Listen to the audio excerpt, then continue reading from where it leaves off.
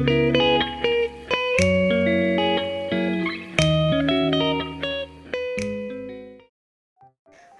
assalamualaikum teman-teman. Alhamdulillah kembali lagi di channel saya. Share kegiatan hari ini. Nah, jadi video kali ini di akhir bulan, seperti biasa saya mau melakukan budgeting. Jadi setiap bulannya itu saya rutin melakukan budgeting walaupun nggak pernah di share ke YouTube. Jadi saya itu ada pembukuan gitu ya teman-teman. Jadi walaupun nggak pernah di share, tapi alhamdulillah setiap bulan itu rutin melakukan budgeting biar teratur ya keuangannya sesuai pemasukan dan pengeluaran gitu. Oh iya, gimana nih kabarnya teman-teman semua? Semoga teman-teman semua sehat-sehat selalu ya. Semoga tidak ada yang sakit. Amin. Oh iya, teman-teman sudah melakukan budgeting belum bulan ini? Alhamdulillah, mungkin pas saya share video ini sudah di awal Maret gitu ya teman-teman. Sebentar lagi kita akan memasuki bulan suci Ramadan. Jadi diusahakan budget itu nggak boncos ya teman-teman, karena perkiraan bulan suci Ramadan itu di akhir bulan Maret di tanggal 21 mungkin ya kalau nggak salah. Jadi ini kita lakukan budgeting aja di akhir bulan. Kalau saya akhir bulan ya teman-teman, karena memang Pak suami itu gajiannya di tanggal 25-26. Jadi saya itu rutin melakukan budgeting di tanggal 27-28 karena pas tarik uangnya itu palingan di tanggal 27-28 gitu. Dan ini alhamdulillah saya sudah buat catatan ya teman-teman. Ini terlebih dahulu saya bikin tulisan Bismillahirrahmanirrahim supaya berkah gitu. Dan ini lanjut budget April. Yang pertama-tama itu saya tulis pemasukan. Jadi ini saya tulis pemasukannya Pak suami. Alhamdulillah bulan ini kenaikan gaji jadi 3 juta gitu. Ini saya anggarkan 3 juta. Dan seperti biasa setiap bulan itu saya harus cantumkan tabungan ya. Tabungan ini meliputi arisan, sinking fund, dana darurat, dan tabungan anak. Jadi yang pertama itu arisan, ini saya anggarkan 500 setiap bulan.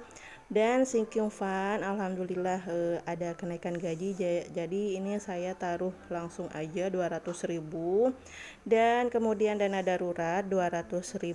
Jadi mungkin wallahu alam ya teman-teman, karena kita nggak pernah tahu nanti itu bakalan apa, mungkin entah anak sakit lah atau boncos di akhir bulan. Jadi ini dana darurat itu untuk menutupi ya teman-teman. Dan seperti biasa tabungan anak ini 200.000.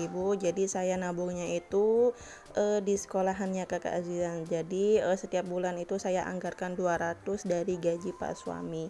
Dan sekarang lanjut di kategori pengeluaran wajib. Nah, ini yang wajib harus dipisahkan paling awal ya setelah Pak suami gajian. Yang pertama itu di sini ada beras, gas, SPP, listrik, dan wifi. Yang pertama ini beras saya anggarkan 200.000, gas 50.000. Jadi gas sama beras ini saya gabung aja karena kemungkinan kalau gas itu habisnya satu tabung setiap bulan, jadi ngirit gitu ya teman-teman.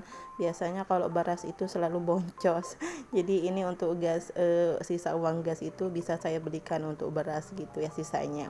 Dan lanjut SPP anak, ini SPP anak harus wajib dipisahkan di awal bulan ya teman-teman setelah Pak suami gajian. Dan kemudian listrik 100.000, pulsa dan wifi 100.000. Jadi pengeluaran wajib ini nggak boleh disepelekan gitu ya teman-teman, karena pengeluaran wajib ini yang harus tepat waktu dibayarkan atau dibeli gitu ya teman-teman, biar tidak kita nggak kebingungan nanti pas habis ini pas habis itu, kita nggak kebingungan, oh ternyata uangnya udah kepake duluan gitu ya teman-teman. Dan ini sekarang lanjut di kategori pengeluaran tidak tetap. Yang pertama belanja bulanan, Ini saya anggarkan seperti biasa 350, belanja mingguan 450, bensin 150, snack anak dan lain-lain itu saya anggarkan 450. Yang paling sering boncos itu snack snack anak ini ya teman-teman. Jadi ini semua totalnya 3 juta gitu ya teman-teman. Dari tabungan, pengeluaran wajib sampai pengeluaran tidak tetap, ini totalnya 3 juta. Semoga cukup ya teman-teman, kita berdoa aja. Tapi usahakan apa sih, misalkan kalau nggak cukup itu usahakan kita punya penghasilan lain ya teman-teman. Seperti kalau saya itu punya all shop, jadi alhamdulillah penghasilan all shop itu yang paling sering saya pakai tutup uang belanja bulanan kalau misalkan nggak cukup sampai gajian gitu. Dan ini sekarang lanjut di tahap masukin uang gitu ya.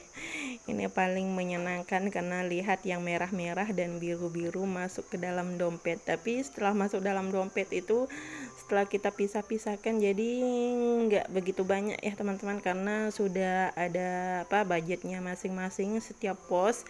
Jadi dengan kayak gini itu kita bisa ngirit, tapi ngiritnya bukan berarti pelit ya teman-teman, ngirit supaya nggak ngutang gitu, karena banyak sekali ya teman-teman, karena selalu mengikuti keinginan, jadi gaji setiap bulan itu nggak pernah cukup, karena keinginan kalau kita turuti itu nggak akan ada habisnya ya teman-teman.